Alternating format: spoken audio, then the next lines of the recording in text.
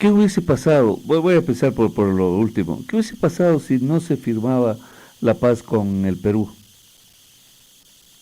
Bueno, estaba la inteligencia militar ecuatoriana descubrió planes peruanos para entrar en nuestro territorio 4 días después de mi juramento como presidente. Es decir, antes de que yo asumiera la presidencia, me dijeron que el 14 de agosto, 4 días después del 10 de agosto en que yo empezaba como presidente, se produciría una invasión peruana. Es decir, el Ecuador estaba con una situación terrible estábamos devastados por el Niño, habíamos perdido las exportaciones de camarón, de banano, de pescado.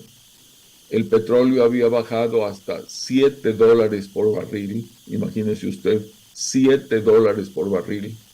No había posibilidades de conseguir préstamos externos. Teníamos un déficit fiscal de 7.7% del Producto Interno Bruto. Teníamos la inflación más alta de América Latina. Cuando yo tomé la presidencia estaba cerca del 50%. Es decir, era una situación desastrosa por falta de recursos. Si en esas condiciones hubiésemos entrado en una guerra, ya se pueden imaginar ustedes las consecuencias. De tal manera que era reconocido, el presidente Fujimori aparecía en portadas de revistas internacionales como modelo de presidente. Y tenía mucha más fuerza militar que la que tenía el Ecuador. Es decir, tenía bastantes haces en sus manos como para negociar. Por último, desde el punto de vista jurídico, el tema del acceso a través de el acceso soberano de Ecuador al Amazonas, que habíamos peleado por años, por décadas, había sido eliminado. En las conversaciones ocurridas antes de que yo inclusive ganara la presidencia, antes de que ganara la segunda vuelta, ya el tema estaba decidido en el famoso parecer jurídico técnico de los delegados de los países garantes. Entonces fue difícil. Y ese era el riesgo. Si en 12 puntos de la frontera los soldados estaban así, cualquier rato eso explotaba. Ese fue el primer mensaje.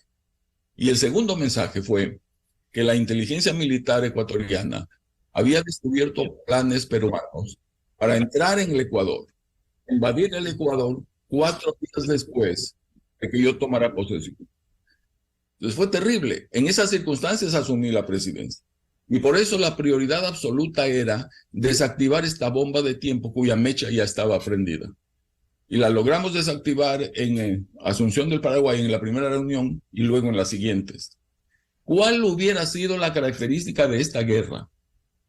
Eso me lo informaron a mí los jefes militares de nuestro país, pero además está confirmado por libros y por videos del lado peruano. Todo eso está en YouTube, así que no es ninguna cuestión secreta. En este caso, como pelear solamente en la zona de Tihuán le favorecía al Ecuador, logísticamente estábamos mucho más cerca de la zona, estábamos ahí, podíamos abastecer a nuestras tropas, etc. Entonces, Perú planeaba lo que se llama una guerra total. Esto, insisto, el propio presidente Fujimori lo ha dicho. Eso implica no bombardear todo el país, no nos confundamos, pero sí significa movilizar tropas a la frontera, bloquear el puerto de Guayaquil, bloquear el puerto de Esmeraldas, que dejemos de exportar, por ejemplo, petróleo. Y en esas circunstancias terribles en que estábamos, asolados por el Niño, sin exportar, con la economía terrible, cuando yo tomé la presidencia teníamos la inflación más alta de América Latina, sin dinero, una guerra hubiera sido totalmente catastrófica, no solo porque cada guerra es catastrófica, sino porque entrar en una guerra en esas condiciones era todavía peor.